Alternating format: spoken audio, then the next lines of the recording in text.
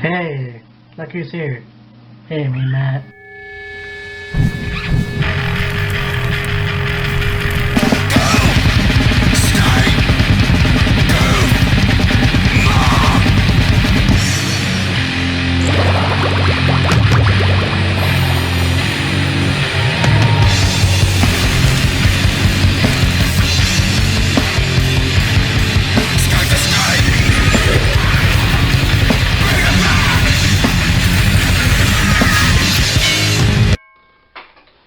Hey, me and Matt here. So I just finished Ring of Honor, and pretty solid episode. I did see a little bit of spoilers on Instagram, and so I really wanted to talk about this because it raises a few questions. But nonetheless, you have EC3 who took on Jay Briscoe, and I gotta say, I'm not sure if professional wrestling really gives a fuck anymore because of the pandemic. It wasn't really a good match.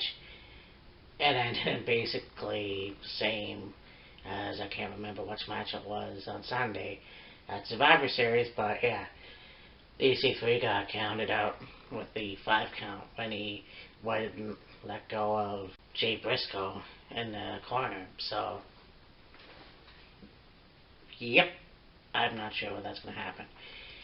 Anyways, you have LSG, who took on Jay Lethal and Pure Rules, which I thought was pretty cool. They're still doing that kind of thing. LSG used one real break, and yeah, really good match. And then, of course, you know, like anything else, they have the time limit run out, which really sucks. But, you know, we're both very good wrestlers.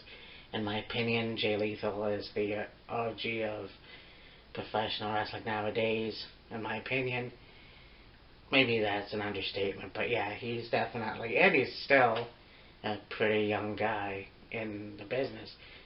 So that's pretty cool in itself. So now you have a match with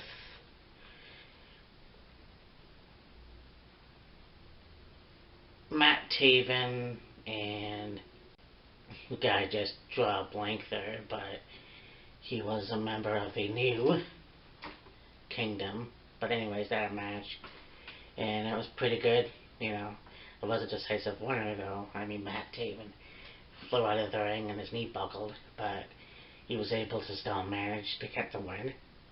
And Matt Taven got a beat down afterwards, and basically Vincent Zombie came out and started talking smack to Taven while he was being held down. Still, you know, saying how he was a terrible member, talking about the Kingdom as well. And then the lights went out. And of course, you have your return of one Mike Bennet. So Mike Bennet came into the ring, and the lights came back on, and basically beat the shit out of both Vincent and, I just had his name too, but whatever. And then basically hugged Matt. They were united, the original Kingdom. And I think, you know, I look at somebody like Mike Bennet, and Mike was in another company. Of course, he was one of the ones that got released from WWE, which fucking figures he wasn't really doing anything anyways, so it's kind of a shame though, because 2016, it was like his year in a way. Like, he was in Japan, he obviously left Ring of Honor, went to Japan, went to Impact, and then ended up on NXT, and then came to the main roster, or whatever. I think it was SmackDown, and didn't really have a good run. It was Maria Kanellis' bitch. Well, really dumb, and I mean, it serves him right for being there in the first place. But anyways, you know, he left, and you know, coming back now, he's still in good shape. He is actually in really good shape, and I can't wait to see where this goes. So, I mean, yeah. Ring of Honor wasn't really a total loss this episode, but it's nice to see Matt Taven and Mike Bennet reunite. I'm not sure where Maria is right now. She's a mother, so she may be back at some point. So this was a good episode. Well, okay, this was a mediocre episode. But I mainly wanted to do something just because of Mike Bennett's return to Ring of Honor. I think that's very cool.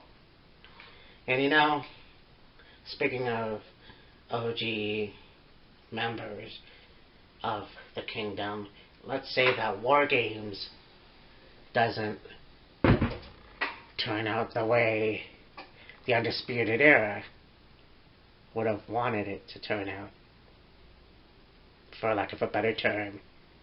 And we get the final OG member of the Kingdom,